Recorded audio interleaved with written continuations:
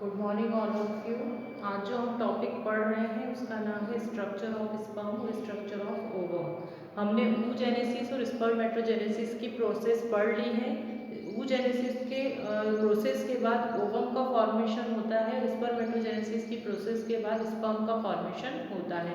तो ये इसके आगे आने वाली ही प्रोसेस होती है, क्योंकि जब स्पर्म का फॉर्मेशन कंप्लीट हो जाता है तो स्पर्म में कुछ चेंजेस होते हैं जिसको कि हम बोलते हैं मेटामॉर्फोसिस।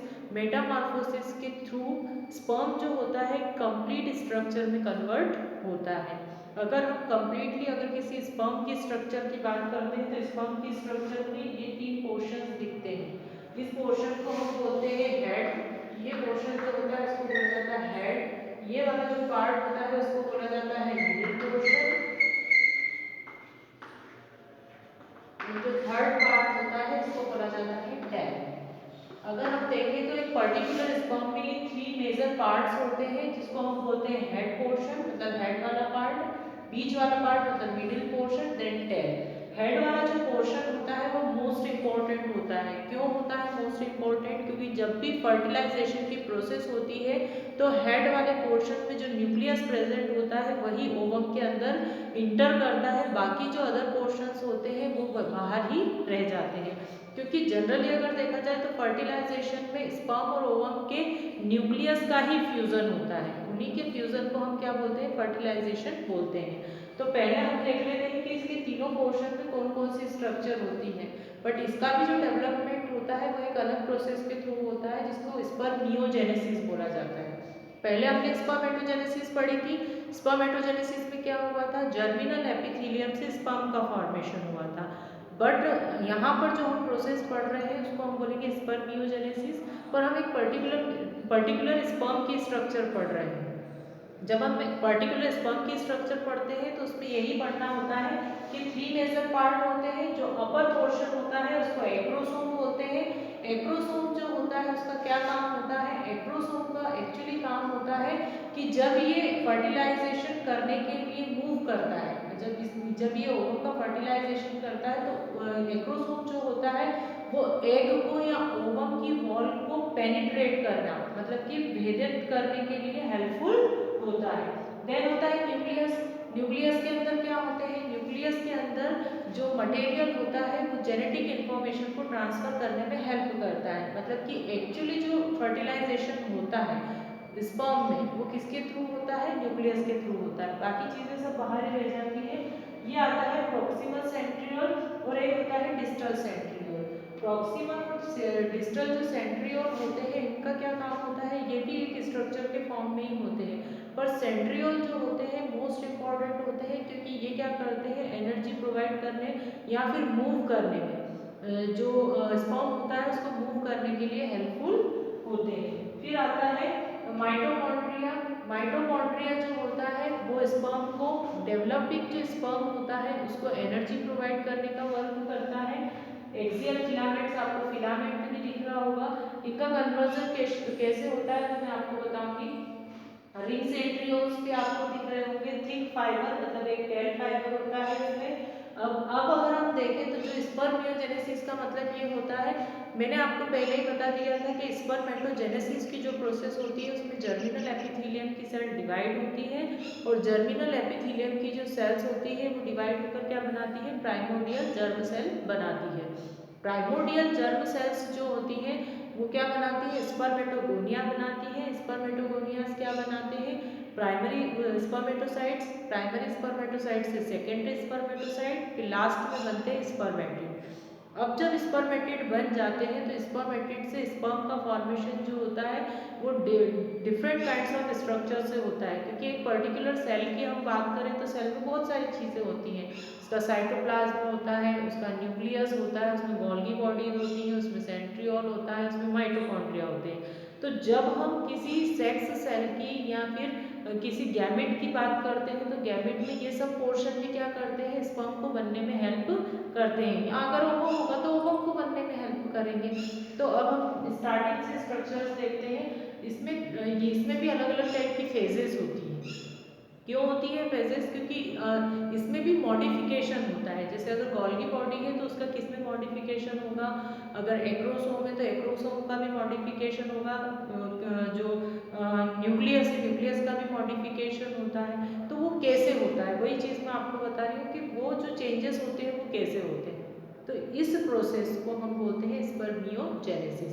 एक पर्टिकुलर स्पर्म की स्ट्रक्चर भी कभी कभी एग्जाम में पूछते हैं कि स्पर्म की स्ट्रक्चर को बनाइए, draw well labelled diagram of sperm या describe the structure of sperm. तो इस तरह से भी क्वेश्चंस ये पूछ सकते हैं। तो अगर हम स्पर्म की स्ट्रक्चर पूछते हैं तो आपको ये बताना है, अगर describe the structure of sperm तो आपको तीनों पोर्शन बताना है कि 3 पोर्शन होते हैं, तीनों पोर्शन में कौन कौन सी स्ट्रक्चर्स होती है। पर अगर आपसे स्पर्मियोजेनेसिस पूछते हैं तो वो मैं आपको बताती हूँ कि स्पर्मियोजेनेसिस का मतलब ये होता है, इसमें डिफरेंट काइंड्स ऑफ फेजेस होती है। फर्स्ट फेज होती है गोल्गी फेज। गोल्गी फेज का मतलब क्या होता है कि जो स्पर्मेटिड के अंदर जो गोल्गी बॉडी होती है, गोल्गी बॉडी आपको पता होगा कि गोल्गी बॉडी का जो होती है, एक अगर आप एनिमल सेल की भी बात करते हैं तो एनिमल सेल के अंदर भी गोल्गी बॉडीज होती हैं। इनका क्या काम होता है, इनका काम होता है सिक्रीशन करना, ठीक है, सिक्रेटरी नेचर की होती है।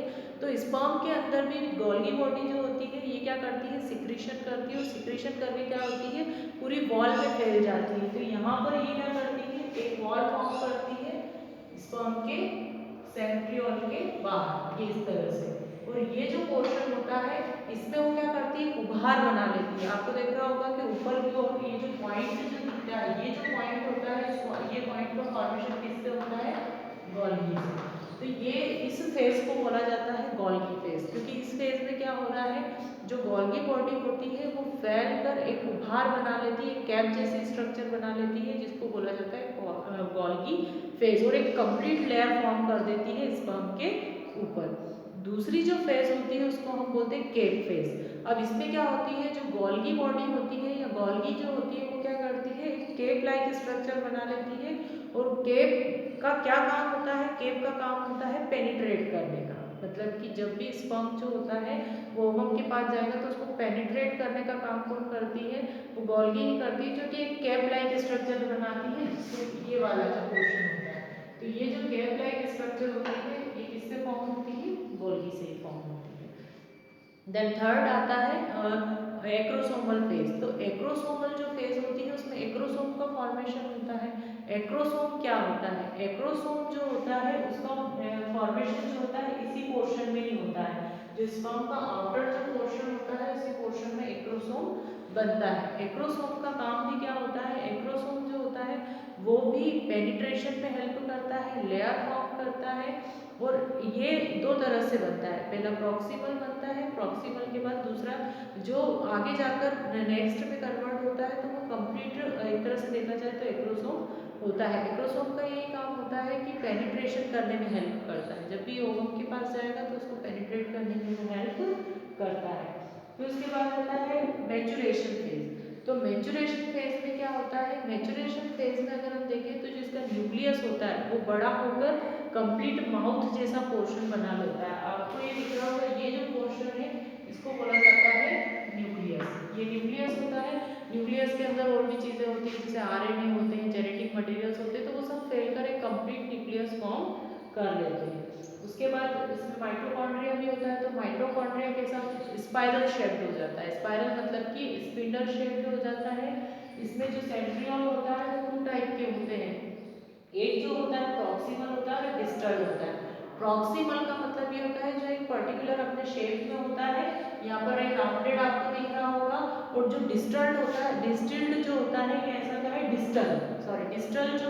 डिस्टल जो सेंट्रियोल होता है वो कैसा हो जाता है, रॉड शेप्ड हो जाता है, मतलब फैलकर लंबा हो जाता है। देन फिर लास्ट में जो होते हैं थिक फाइबर्स प्रेजेंट होते हैं। तो इस तरह से एक सेल से स्पर्म में जो चेंजेस होते हैं उसको हम बोलते हैं स्पर्मियोजेनेसिस। ये आप अपना डायग्राम देखकर भी लिख सकते हैं कि जो एक्रोसोम होता है वो आउटर पोर्शन होता है, या एक्रोसोम जो होता है पेनिट्रेट करने में हेल्प करता है, यहीं पर गोल्गी कॉम्प्लेक्स होता है या गोल्गी बॉडीज होती है जो कि एक लेयर फॉर्म करती है, केप फॉर्म करती है। न्यूक्लियस भी होता है, न्यूक्लियस क्या होता है, इसका साइज में बड़ा होता है, वो सिंगल होता है, न्यूक्लियस की नंबर इसकी कितनी होगी, सिंगल ही होगी। और हैप्लॉइड होगा, मतलब कि सिंगल एन होता है। सिंगल एन आपको मैंने पहले भी बता दिया था कि सिंगल एन का मतलब क्या होता है ना, सेंट्रियोल 2 टाइप के होते हैं, जिसको प्रॉक्सिमल और डिस्टल सेंट्रियोल बोलते हैं। प्रॉक्सिमल सेंट्रियोल जो होता है वो हेड और मिडिल पोर्शन के बीच में होता है, ठीक है। और उसके बाद जो रॉड शेप्ड स्ट्रक्चर होती है उसको डिस्टल सेंट्रियोल बोला जाता है। इसमें माइटोकॉन्ड्रिया होते हैं जो कि इसको मूव करने में हेल्प करते हैं।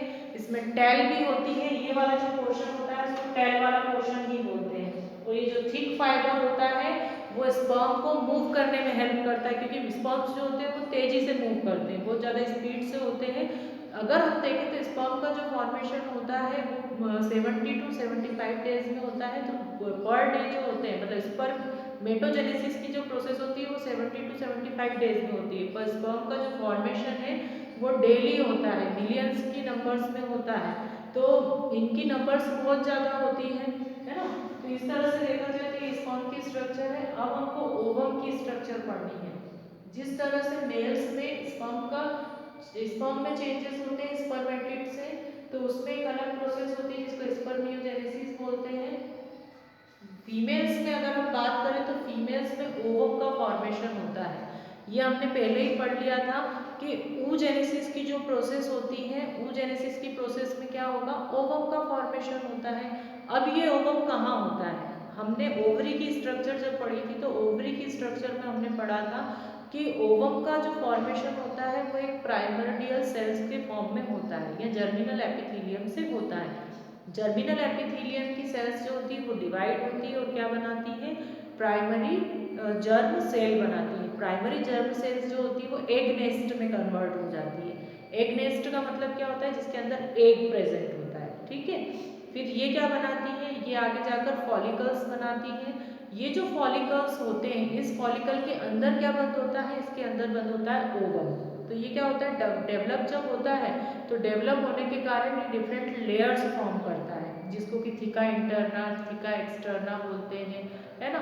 पर उसके अंदर जब हम ओवम की स्ट्रक्चर पढ़ते हैं तो ओवम की स्ट्रक्चर कैसी होती है, ऐसी होती है। एक पर्टिकुलर जो ओवम होता है फीमेल्स में वो कहाँ बंद होता है, वो फॉलिकल के अंदर बंद होता है। इस फॉलिकल के अंदर जो होता है इसमें भी बहुत सारी लेयर्स होती हैं। अगर हम पर्टिकुलर ओवम की बात करते हैं तो वो कोई सिंपलेस्ट स्ट्रक्चर नहीं होती, क्यों, क्योंकि उसको आप जब देखते हैं तो एक टिपिकल ओवम की जो स्ट्रक्चर होती है वो ऐसी होती है। पहले हम इसके स्ट्रक्चर में देख लेते हैं कि कौन कौन से पार्ट्स होते हैं। फर्स्ट पार्ट होता है हिस्टोलिस फॉलिकुलर सेल्स, है ना। ये माइटोसिस एंड फॉलिकुलर सेल्स होती है। माइटोसिस एंड फॉलिकुलर सेल का मतलब होता है जो फॉलिकल्स होते हैं उसके अंदर ही ओवम बंद होता है, ये ओवम की स्ट्रक्चर है। ओके, ये जो है ये ओवम की स्ट्रक्चर है। ओवम के ऊपर जो सेल्स होती है उसको फॉलिकुलर सेल्स बोलते हैं। उसके बाद आता है फॉलिकुलर लिक्विड। ये जो फॉलिकुलर सेल्स होती है एक तरह का लिक्विड निकालती है, स्त्राव निकालती है, या एक लिक्विड जो होता है या सिक्रीशन होता है, उसको हम बोलते हैं फॉलिकुलर लिक्विड। इस फॉलिकुलर लिक्विड के अंदर कौन बंद होता है, ओवम। और ओवम की जब हम स्ट्रक्चर पढ़ते हैं तो उसमें 2 लेयर्स फॉर्म होती है। इन लेयर्स को बोला जाता है कोरोना रेडिएटा और जोना पेलुसिडा। ये आपको बिल्कुल याद कर लेना है। ये होती है कोरोना रेडिएटा, ये वाली, और इसके अंदर वाली जो ये वाली लेयर है जिसको जोना पेलुसिडा बोलते हैं। मैंने दोनों लेयर्स इसलिए अलग अलग डिजाइन्स में बनाई है ताकि आपको क्लियर हो जाए। जोना पेलुसिडा की अंदर वाली लेयर होती है और बाहर की जो लेयर होती है उसको कोरोना रेडिएटा बोलते हैं। इसके बाद जो बाहर की तरफ जो सेल्स होती हैं उसे फ्री सरफेस ऑफ कॉम्बुलस ओवरी बोलते हैं। कॉम्बुलस और ओवरीज जो होती है इसकी सेल्स जो होती है इसको हेल्प करती है फॉलिकुलर सेल से अटैच होने में, और ये होता है एक्चुअली न्यूक्लियस ऑफ ओवम। ये पर्टिकुलर ओवम की स्ट्रक्चर है, ओवम के अंदर न्यूक्लियस होता है। अब मान लीजिए कोई स्पर्म इसके पास आता है, तो मान लीजिए यहाँ तक आता है, जैसे मान लीजिए स्पर्म अगर यहाँ तक आता है तो स्पर्म का ये वाला पोर्शन बाहर ही रह जाता है और ये वाला पोर्शन अंदर जाता है और अंदर जाकर उससे फ्यूजन करता है, जिसको फर्टिलाइजेशन बोलते हैं। उस समय क्या होगा, उस समय जो बाकी की जो जितनी भी लेयर्स होती है वो लेयर्स रप्चर हो जाती है, मतलब टूटकर अलग हो जाती है। पर इनका क्या काम होता है, जो अगर हम देखें कि आउटर स्ट्रक्चर का इतना हेल्प, मतलब इतना क्या काम होता है, इनर जो स्ट्रक्चर होती है वो इंपॉर्टेंट होती है, तो उसका ये काम होता है कि जो न्यूक्लियस होता है उस न्यूक्लियस को सेफ रखना, उसको प्रोटेक्शन देना, उसको न्यूट्रिशन देना, ये सभी काम कौन करेगा, उसके आसपास की लेयर्स ही करती हैं। तो एक स्ट्रक्चर्स उसमें आती है, जिसमें माइटोसिस ऑफ फॉलिकुलर सेल्स होती है। यही फॉलिकुलर सेल के अंदर ही कौन बंद होता है, ओवम प्रेजेंट होता है, जिसमें 2 लेयर्स होती है, जिसको कोरोना रेडिएटा और जोना पेलोसिडा कहते हैं। जोना पेलोसिडा की जो अंदर की लेयर है उसी में ही डिवीजन होते हैं, उसमें जब डिवीजन होंगे तभी कौन सी लेयर बनती है, कोरोना रेडिएटा बनती है। उसके बाद जो न्यूक्लियस ऑफ ओवम होता है ये मोस्ट इंपॉर्टेंट होता है, क्योंकि ये क्या करता है, फर्टिलाइजेशन में पार्टिसिपेट करता है। तो यहाँ पर मेरा मेन जो एम है वो ये है कि आपको इनके डायग्राम्स लर्न होना चाहिए। अगर आपको डायग्राम्स लर्न है तो इसकी थ्योरी आप लिख सकते हैं।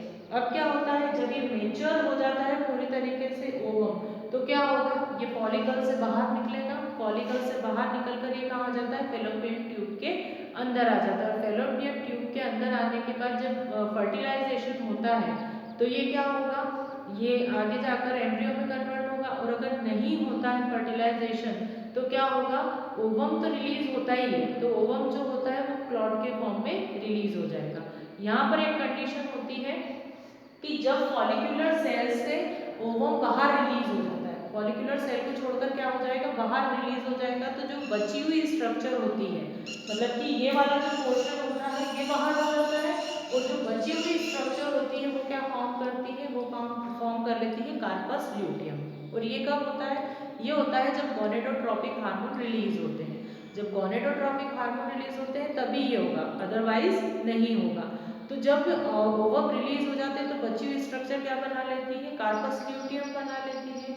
ओवम जो फॉलिकुलर जो सेल्स होती है उससे अगर फॉलिकल रिलीज हो गया, मतलब कि जो ओवम है वो रिलीज हो गया, तो वो क्या होती है, अपने आप बंद हो जाती है और कुछ समय में डीजनरेट भी हो जाती है, मतलब खत्म हो जाती है। फिर से क्या होगा, फिर से ओव्यूल फॉर्म होगा। तो ये जो होगा ये मंथली प्रोसेस होती है कि हर मंथ क्या होते हैं, ओवम्स फॉर्म होते हैं, रिलीज भी होते हैं, है ना, फॉर्म भी होंगे और रिलीज होंगे। अगर फर्टिलाइजेशन होगा तो आगे की प्रोसेस होगी, और नहीं होगा तो फिर पीरियड्स होते हैं, है ना। तो इस तरह से ओवम की ये स्ट्रक्चर हो गई, स्पर्म की ये स्ट्रक्चर हो गई। यहाँ पर जिस तरह से ओवम के मैच्योरेशन के बाद ओवम फेलोपियन ट्यूब में आता है, वैसे ही जो स्पर्म होते हैं, स्पर्म के मैच्योरेशन के बाद स्पर्म कहाँ आते हैं, स्पर्म भी जो होते हैं वो एक तरह से देखा जाए तो सेमिनिफेरस टिब्यूल्स को छोड़कर जो ट्यूब होती है ना, जो एक तरह से मेल्स में जो ट्यूब होती है उस ट्यूब के अंदर वो आ जाते हैं। तो यहाँ से ही छोड़कर जब ट्यूब के अंदर आते हैं तो वहां पर फिर क्या होता है, ये रिलीज हो जाते हैं बाहर अगर फर्टिलाइजेशन होता है तो, नहीं तो वो अंदर ही स्टोर्ड होते हैं। तो इस तरह से ये स्पर्म की स्ट्रक्चर है और ये ओवम की स्ट्रक्चर है। आपको पहला काम यही करना है कि ये स्ट्रक्चर को ड्रॉ करके इसको लर्न करना है, और इसकी थ्योरी जो है अगर आप डायग्राम अच्छे से लर्न करते हैं तो आपको थ्योरी भी लर्न हो जाएगी। ये टॉपिक यहाँ पर एंड हो गया है, मोस्ट इंपॉर्टेंट टॉपिक है। जिस तरह से स्पर्मेटोजेनेसिस इंपॉर्टेंट है, oogenesis इंपॉर्टेंट है, वैसे ये भी